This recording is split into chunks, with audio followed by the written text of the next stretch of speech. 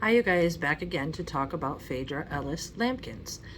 I know a lot of people don't seem to know who she is. She's kind of mysterious, and it's like in the 40-year reign of all things Prince Rogers Nelson. Towards the end, everybody's like, who is this woman? I see it all the time on the various YouTube channels. People say, who is Phadrae? Who is Phadrae? So we're going to talk a little bit about her today. She seems to be even more elusive than Marone. If you saw the video I made on Marone, her whereabouts are never accounted for, and worse with Phadrae, she's never like interviewed. None of the detectives talk to her. She got a lawyer right away, which we'll talk about later. But that's how mysterious is that, you guys? Come on. As I've told you before, if you follow.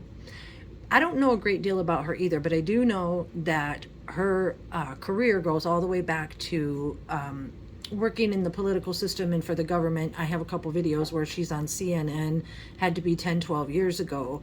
Then she replaced Van Jones at Green for All, some agency.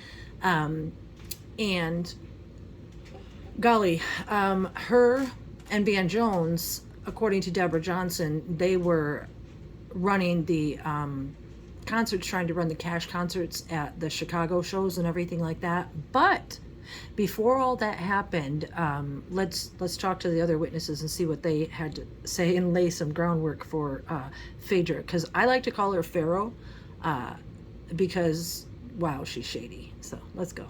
Thank you for being here. A little background. According to Theo London, this is as far back as I could trace Phadrae. Theo London was Prince's chief of staff and tour manager from 2011 to 2015, and according to Theo, he worked with Kiran Sharma in the beginning and Phadrae until the end. Theo resigned and Phadrae took over full-time. Theo explained that he resigned as the position was time-consuming and that Prince expected an overwhelming amount from his staff. We later find out that that's not true, that Phadrae forced him to resign by vetting him and pulling up his criminal history, which I will show you as well. Now, even more than that, Kirk, when he was being interviewed, he said Prince's manager, Phadrae, had taken a job in California the year prior and had not yet been replaced. Kirk said other than himself, the only people who frequent Paisley Park were Marone, Ray, and Phadrae. So, pardon, it's interesting that Kirk said that she had taken a job in California, you guys, and had not been replaced, because let's see what she was doing out in California. What she was doing is she filed the first articles of incorporation for NPG. Check it out. You guys, this articles of incorporation was filed in the end of 2015. Phadrae Ellis Lamkins lists her address as 1611 Telegraph Road in Oakland, California. Okay, see how it says Administration of Music Publishing, and then signed by Erica Easter. Okay, and she was using the Telegraph Road address. That's why I couldn't see it. The silly thing was in the way. That was 12/1/2015. Okay, so according to Kirk, she had taken another job out in California and not been replaced. So while she was in California, she was filing, spit it out, 12/1/15, you guys, using the Telegraph Road, Oakland, California address. Okay, but watch what happened in January. Again, remember, Kirk said that she had not been replaced. So here, bottom left corner, this was 1/26/2016. She was filing with the 7801 Audubon, which would be Paisley Park, as her address. The interesting thing is, you guys go back and click on it. You see the e-resident agent. Phadrae is best friends with Diane Frappier and Rhonda Trotter and all the bigwigs and everything. Yet, to do this article of incorporation for the NPG filings, they used an e-resident agent with the C27 number there. And what's interesting is the first one was filed in California, the second one in Minnesota, but they're both signed by Erica Easter, and they're both given the same e-resident number of C27 yada yada. So I find that quite suspect as well, because why would they use the same notary signer in both Minnesota and California? It doesn't add up. This is part of what she's filing. I know you guys filing. I know you can't see it real well, but I'm going in chronological order. February 4th, 2016, here she took those articles of incorporation that she filed, putting herself as like CEO or something. I don't know the legalities of it, but she filed for MPG Music Publishing LLC, which is the limited liability corporation. And check this out, you guys. This is super important. See Phadrae Ellis Lampkins at Telegraph Avenue. If this paper was filed and stamped up there in the top right corner February 4th, 2016, and we already saw that she used Telegraph Road in 2015 and Paisley Park Autobahn in 2016, then why is this particular one listing her address as Telegraph Road when it wasn't stamped until February 4th? Now, more than that, look at the signature. We're supposed to believe that this is Phadrae Ellis Lampkins' signature. Check it out. It looks almost like a 13. Watch. I've taken the liberty, obviously, of doing lots of research, and I came across this documentation where allegedly Prince R. Nelson of Controversy Music signed. As you can see, Prince R. Nelson, not Rogers, just R. You can see the exact same signature that Phadrae Ellis Lampkin signed onto her NPG Publishing LLC. So isn't that interesting? No one can fight me. That is the exact same signature duplicated. Okay? Now, I wanted to mention something. I know this says Marone, but you see the address of 2456 Overland, Los Angeles. This was on 3/3 of 16, and I wanted to show how close. Marone had received a package at a hotel on 3/3/16, and the sender was the Overland Avenue address, but I wanted to show you guys how close it is to San Francisco, where Recovery Without Walls is, and San Jose, where Phadrae's phone number was said to have been from. So allegedly she was from out there too, around Oakland, California, etc. So there's a lot of connections there. Just wanted to show you the little map. I know this looks a mess, and I'm really sorry because we're going in chronological order, you guys. That was March 3rd. Now, this is from the book The Beautiful Ones. I was highlighting and getting carried away. And Dan writes, at least Prince, he's referring to Prince, at least he'd signed the contract for the book. Kind of. Forever leery of the dotted line, contracts, he'd authorized his lawyer, now she's his lawyer, you guys. He authorized his lawyer, Phadrae Ellis Lampkins, with a one-time power of attorney, giving her, oh, sorry, I'm trying to read over my own hand, granting her the right to sign the publishing agreement in his stead. Now, this is important, you guys. A notary arrived at Paisley Park and collected his signature on April 7th, the same day he canceled the Atlanta show claiming illness. Now, I don't want to get too carried away, and I didn't want you looking at that crazy screenshot.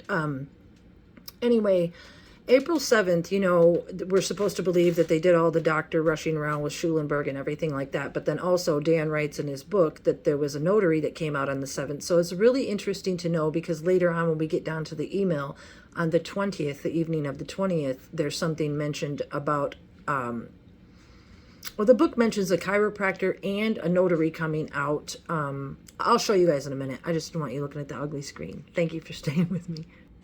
So anyway, we're told that she's given one-time power of attorney, which you guys, if you followed Prince Rogers Nelson for any length of time, you know that he was always singing about the raunchiness of contracts, because the contract for the intellectual property that I'm always preaching about goes way, way back. So to sign another one would be unheard of. Now we're going in order, you guys, and this is what Theo had to say the weekend of... Theo told me the same weekend of Prince's death, he was at dinner with Judith Hill. According to Theo, Judith told Theo that after the emergency plane landing, that Judith told Phadrae that Prince needed help. Theo mentioned that Judith told Phadrae that the doctor in Moline said it was dire that Prince get help. According to Theo, Phadrae laughed it off and told Judith that Prince was just sleeping on the plane and did not need any help. Theo said Phadrae would not budge until it was too late. Theo explained that Phadrae's job was to take care of Prince and that she was paid to do it and didn't do her job. So she laughed it off, and check out what else Theo had to say about the plane. And Judith Hill said to me, she said, I told Phadrae that he needed medical help because the doctor, and she's referring to the doctor that saw him when the emergency landing happened. Yep. She said the doctor said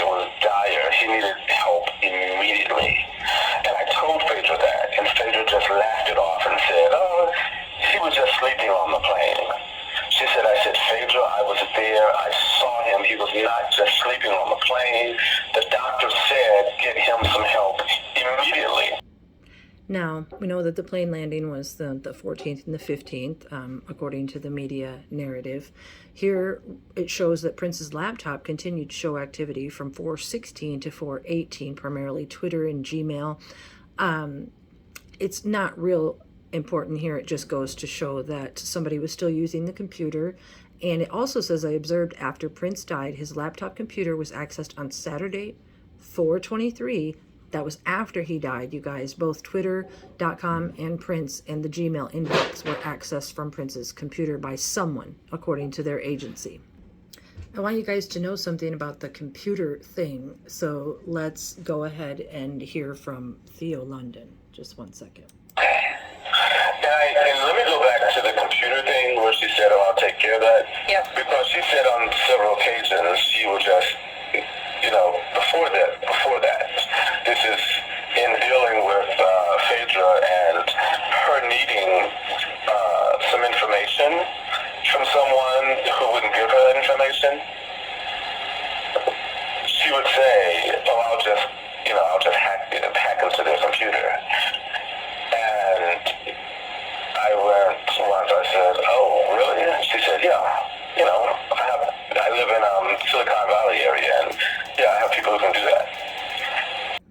So consider anything you hear from here on out suspect, because if you don't know what Silicon Valley is, it's Irvine, California, where, everything computers basically started here in the United States. I used to live out there and had friends that worked out there.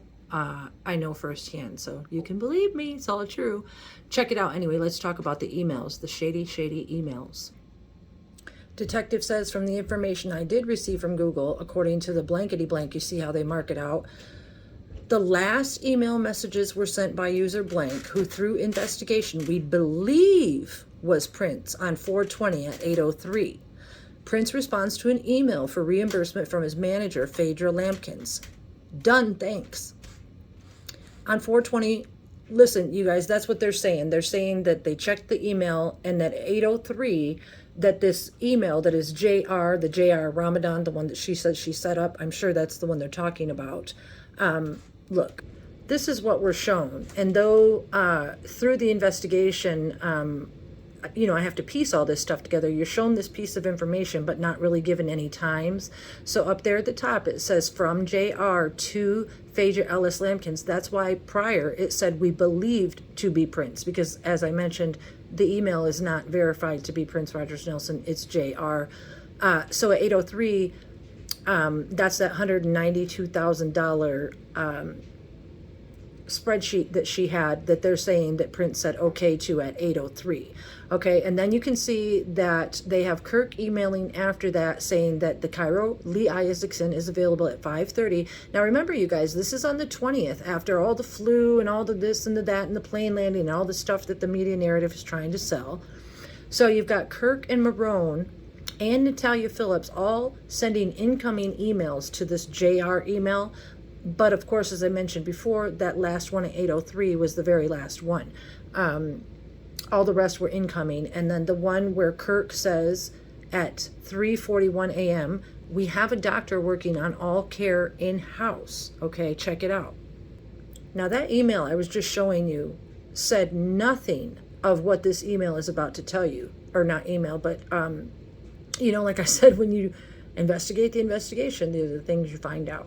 So they're saying that after the done thanks, that Prince sends an email to Kirk Johnson telling him it feels like it went back into place, no need for him now, in regards to having the chiropractor stop out that evening. But do you see that email here? No, you do not. We have Kirk emailing in saying Kirk Isaacson is available at 5:30, but there is no other email saying that it feels like it went back into place, no need for him now.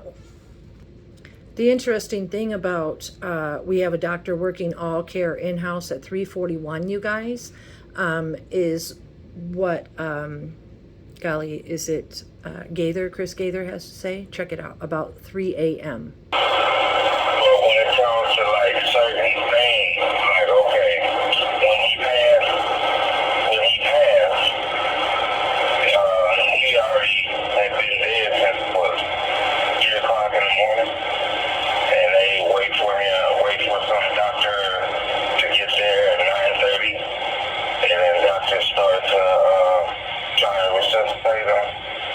go ahead and rewind your video if you need to. He said he had already been dead since like 3 in the morning, and they waited till about 9:30 or whatever he said to have a doctor come and try to resuscitate him. So the 3:41 a.m. message from Kirk, the email, we have a doctor working all care in-house, yeah. And then they want us to believe that at 4:16 a.m. Kirk sends out another email, call me when you get this. There was no further reply, the last one being at 8:03 as we discussed. So let's say Prince is alive, sends his last email at 8:03, and even though we just heard that somebody passed around 3 a.m. in the morning, etc., let's hear what Schulenberg had to say about the night of the 20th anyway. He said that on 4:20 at 8:17 that he received a phone call from Phadrae, and he had an 11-minute conversation with her. She wanted to know if he would talk to Dr. Kornfeld. Schulenberg stated that either Kirk or Prince had reached out to Phadrae to arrange chemical dependency treatment. Phadrae called Schulenberg to be the doctor of record on the issue. Phadrae wanted to know if he'd be willing to talk to Kornfeld. Schulenberg states that he gave Phadrae the information about the office visit and the medications which he would prescribe, which we already know were ridiculous for what they call a recovering addict. Schulenberg was told that potentially Dr. Kornfeld may reach out to a Minnesota doctor who could prescribe anti-withdrawal medication. Schulenberg went on to state that he was told it was Suboxone, but he couldn't prescribe it because he's not gone through the training for prescribing it. Schulenberg said that Kornfeld was out in California when they talked. Phadrae said that she was going to reach back out to him and then have a conference call with him, and then they in fact did that at 10:47 p.m. Schulenberg states that Phadrae and Dr. Kornfeld had a conference call, and again, they talked about what medications were prescribed on the 20th, which, you guys, he prescribed clonidine, which they say is a high blood pressure medication, but that's ridiculous because you can take a child on ADHD and give them clonidine and it will knock them out for an entire evening. So, he prescribed clonidine, hydroxine, which is like an allergy medicine, which will also knock you out. And then, of course, the Valium, which we've discussed. But anyway, he's saying he talked about Dr. Kornfeld with that, prescribed that those were appropriate medications for a recovering addict. Yeah, right. And so they were still seeking Suboxone. The important thing to know is that, again, they tried to dismiss the Recovery Without Walls connection, but we know that Phadrae lived out in California before. Kieran, one of the former employees, told me that Phadrae's sister suffered from drug addiction and received treatment from Kornfeld at Recovery Without Walls, and that was where the connection came from, that Phadrae had set it up after her sister had gone there. So obviously there's another huge media narrative lie. Another something that Kieran mentioned, she told me that she asked Phadrae about managing Prince's money, because if Prince would have been the one to purchase the drugs, he would have had to get the money from Phadrae as the manager. So when he asked for $60,000 as petty cash, there would be no big deal and there would be no receipt. So very, very shady, Phadrae. Regarding the doctors and her knowledge of the doctors, you guys, Chris Gaither Romeo said that it was Phadrae or the assistants who would have set up the doctor a visit with Prince. Chris Gaither said he was unaware of any specific doctors that Prince used in Minnesota, and explained how the manager would locate a doctor for Prince in whatever city they were in, and then, of course, have them sign a non-disclosure, preventing anyone from telling them they had treated Prince. But what we're going to do, you guys, is find out that he had something else to say, too, so check it out. Here's what Theo London had to say about the doctor in Minnesota. And then say, well, can you call, I forget the doctor's name, but he would call that doctor in every once in a while, even have me to bring him out on the road in some cities because he was in pain. So all throughout the investigation, gentle questioning Chris Ragnar asks everybody about the doctors and the doctors and doctors, and everybody claims that this Prince got vitamin B12 shots while they were out on the road. But if that were the case, why would they have to sign non-disclosure treatments? The fact is they were doing other services and providing other services. However, no one's ever admitted that there was a doctor from Minnesota who would be Schulenberg, I'm sure, or Kornfeld. Obviously, that's what Theo London was alluding to, because he said she or he would have me to bring the doctor out on the road. So, yep. So yeah, there's him telling us, that the doctors, that they would have the non-disclosure signed, you guys. So Phaedra definitely had her hands in recovery without walls, getting doctors, all this stuff. So we're going to step away from that for a minute and move on to a couple more witnesses. Mariah Brown, you guys, in talking about Phaedra, Mariah stated she was always a W-2 employee while she worked for Prince and that her taxes were taken out of her paychecks. Mariah stated that at some point, Phaedra had changed that without telling Mariah, and as a result, she was given a 1099 that she had to pay $100,000 on at the end of the year.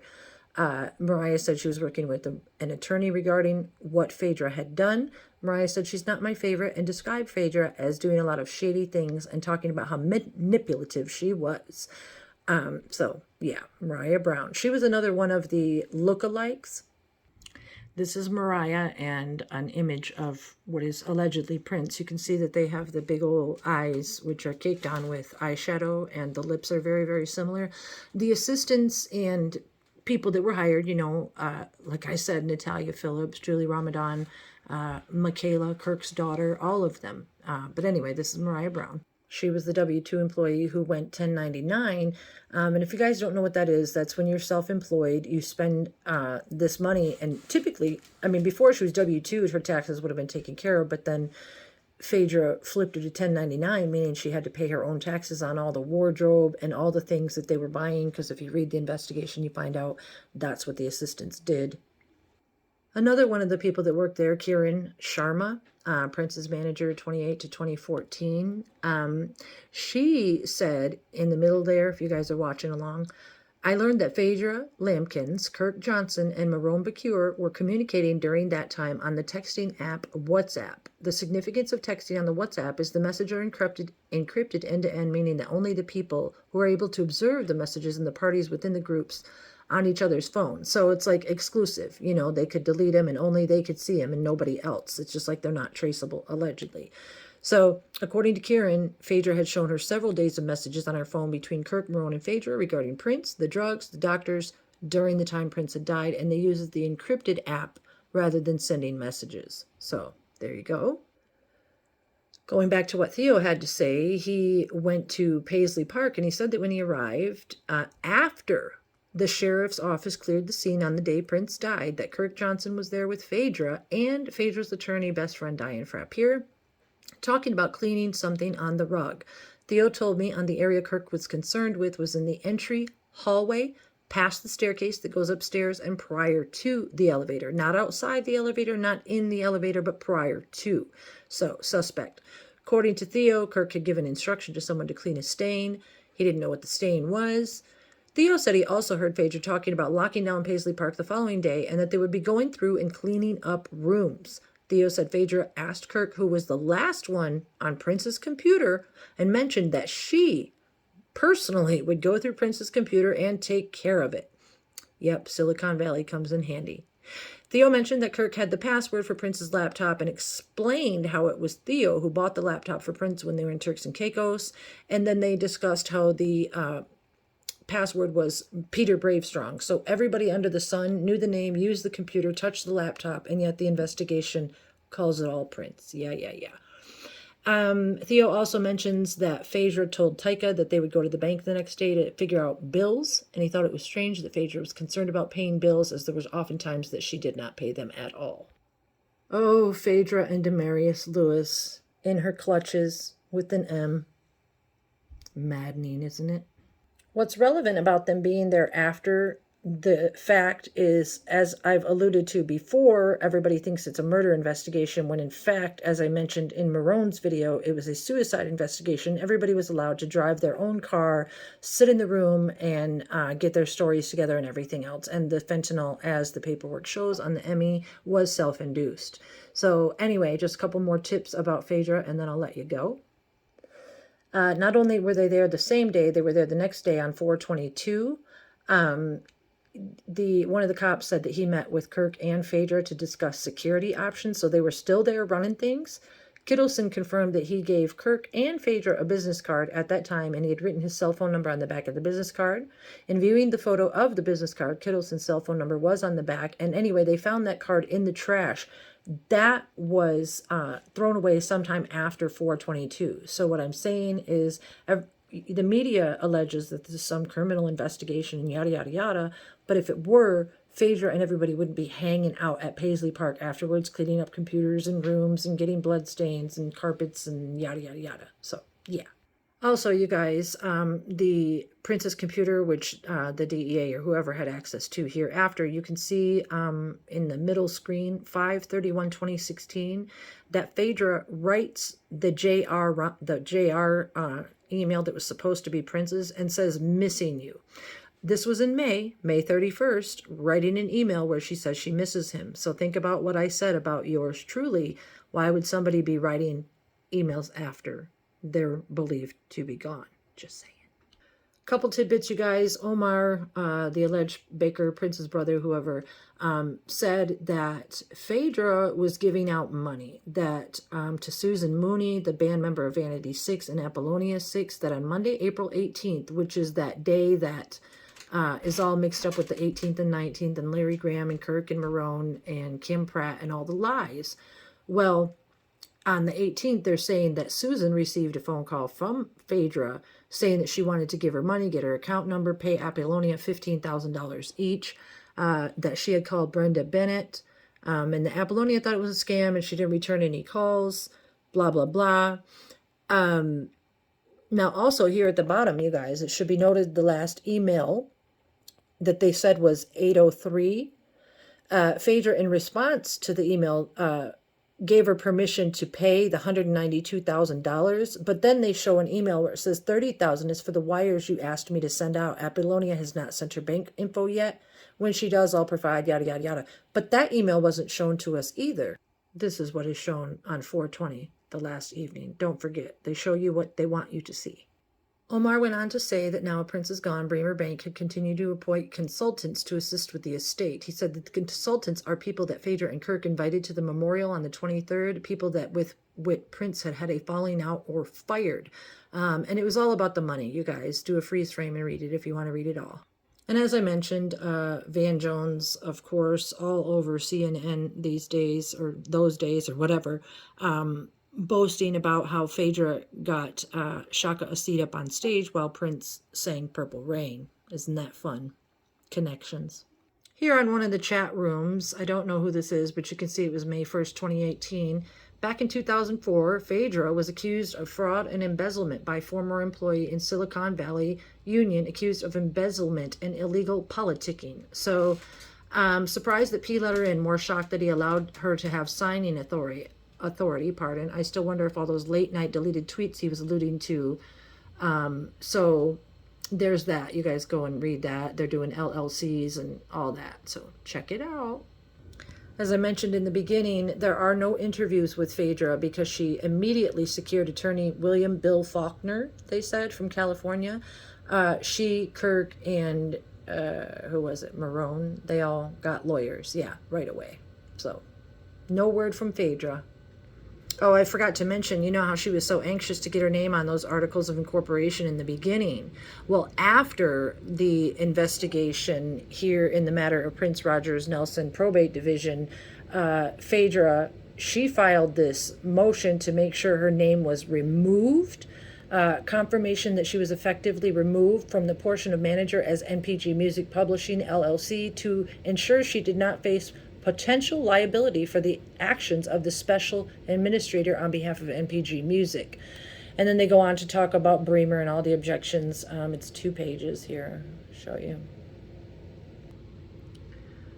She was removed effective April 27th, 2016. That's when they did the whole thing with Comerica. Comerica's position is that Miss Lampkins was legally and effectively removed as of April 27th as the majority member of NPG Music, yada, yada, yada. So remember, December and January, she was filing the Articles of Incorporation to then do this copyright license and at the same time getting the publishing rights signed back to Warner Brothers. Again, who owns CNN and Van Jones and Obama. Okay?